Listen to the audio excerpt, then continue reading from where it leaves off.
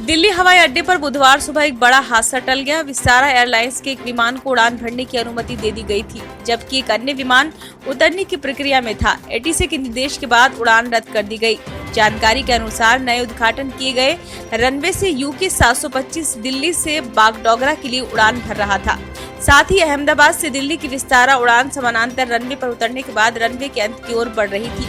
दोनों को एक ही समय में अनुमति दी गई थी, लेकिन एटीसी ने तुरंत नियंत्रण ले लिया।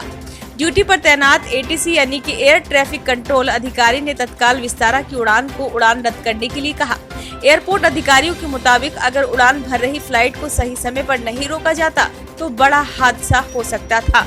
मानक संचालन प्रक्रिया यानी कि एसओपी के अनुसार टेक ऑफ लैंडिंग की प्रक्रिया के दौरान किसी भी विमान या वाहन की आवाजाही की अनुमति नहीं है। सूत्रों ने बताया कि जब बागडोगरा जा रहे विमान के पायलट ने घोषणा की कि एटीसी के निर्देश के कारण विमान उड़ान नहीं भरेगा, तो यात्री थोड़ा आशंकित हो गए। वरिष्ठ पायलट और सेफ्टी मैटर्स फाउंडेशन के संस्थापक कैप्टन अमित सिंह ने कहा कि उड़ान पथ की निकटता के कारण संभावित यातायात टकराव से बचने के लिए निकट दूरी वाले रनवे से उड़ान संचालन के लिए बेहतर निगरानी और एसओपी के सख्त अनुपालन की आवश्यकता होती है। उन्होंने बताया कि आमतौर पर एक रनवे पर किसी विमान को तब तक टेक ऑफ क्लियरेंस जारी नहीं किया जाता जब तक कि विमान दूसरे रनवे पर उतर न गया हो।